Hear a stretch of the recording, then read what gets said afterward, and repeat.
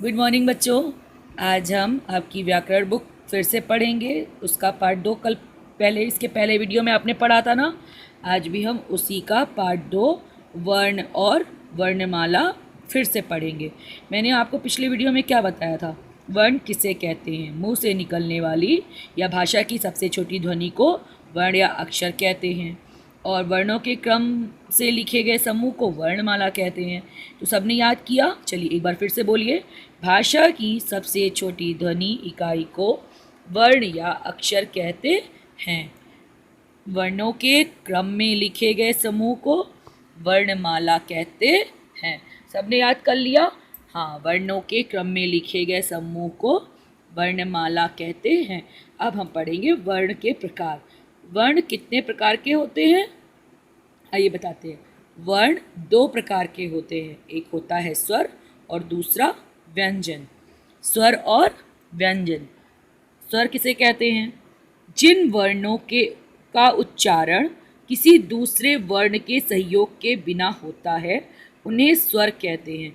जैसे मतलब उसको बोलने में हमें किसी की हेल्प नहीं लेनी पड़ती, किसी की भी नहीं, किसी भी नए वर्ण की हेल्प नहीं लेनी पड़ती, उसे हम स्वर कहते हैं। जैसे अ,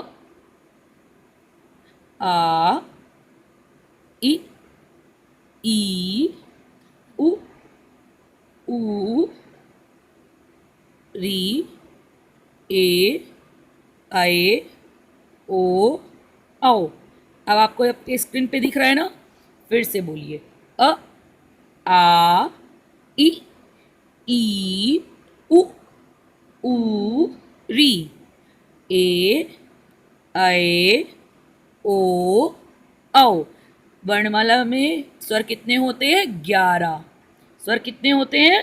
11। Very good. अब हम पढ़ेंगे वर्ण का दूसरा प्रकार यानी कि व्यंजन। जिन वर्णों का उच्चारण स्वरों के सहयोग से होता है उन्हें हम व्यंजन कहते हैं। हिंदी वर्णमाला में कितने व्यंजन होते हैं? 33। कितने? 33, यानी कि क से ह तक। सबको पता है ना? क ख ग घ अंग च छ ज झ इय।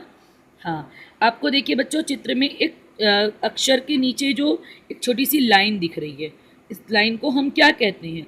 इस लाइन को हम हलंत कहते हैं। हलंत का मतलब होता है इसमें कोई मात्रा नहीं होती। और यहाँ पर हम व्यंजन को कई वर्गों में विभाजित भी करते हैं, जैसे क वर्ग, च वर्ग, ट वर्ग, ट वर्ग, प वर्ग, अंतस्थ एंड ऊष्म और ऊष्म। आपको समझ में आ गया? तो स्वर कितने होते हैं? 11। और व्यंजन कितने होते हैं? 33। अब हम पढ़ेंगे संयुक्त व्यंजन। व्यंजन भी दो तरह के होते हैं। एक संयुक्त व्यंजन होता है जिसमें दो व्यंजनों को मिलाकर एक नया शब्द बनता है। हिंदी में 4 संयुक्त व्यंजन होते हैं और ये दो व्यंजनों से मिलकर बनते हैं। क और च मिलके छ, त र मिलके त्र, ज इया मिलके ज्ञ, श और र मिलके श्रा।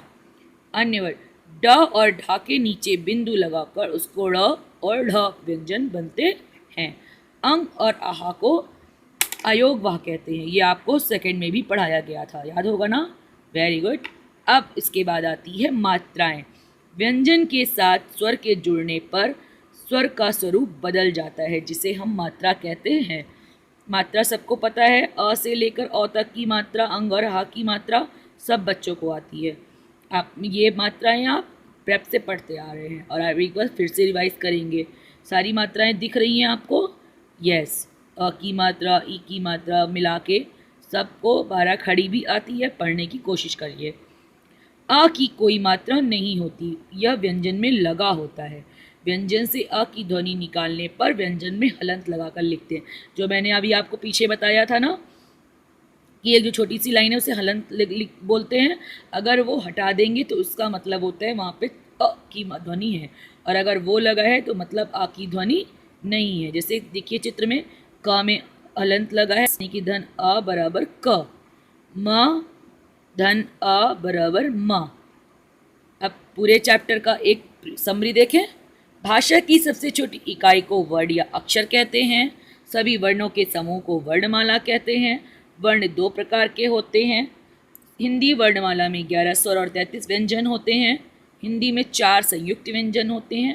और व्यंजन के साथ जुड़ने पर स्वर का स्वरूप बदल जाता है। उसी बदले हुए रूप को मात्रा कहते हैं। आपका पाठ यहीं पे ख़त्म होता है। अब हम इसकी एक्सरसाइज देखेंगे, यानी अभ्यास कार्य। आप अपनी बुक का पेज टर्न करेंगे तो देखेंगे ऊपर प्रश्न उत्तर है जो कि आपको दिया जा चुका है। अब नीचे हम किताब में भरेंगे दो। आप वीडियो से देखकर भरेंगे। भाषा की सबसे छोटी इकाई को वर्ण कहते हैं। वर्णों के समूह को क्या कहते हैं? वर्णमाला। गुड। स्वरों के बदले हुए स्वरूप को क्या कहते हैं? मात्रा। र और उ में उ की मात्रा र के पेट में लगती है। ये मैंने आपको सेकंड क्लास में सिखाया था। अब नीचे वाली एक्सरसाइज, इसको मिलाकर लिखना है बेटा। सब लोग मिलाकर आप वीडियो से देखकर अच्छे से अपनी बुक में भरेंगे और इसके अलग अलग शब्द लिखने की कोशिश करेंगे। नीचे चित्रों के नाम देखकर सही मात्रा लगानी है, ये भी आप कर लेंगे। अगर आपको कुछ इस वीडियो में नहीं समझ में आया तो आप इसको फिर से देखिएगा। Okay, bye.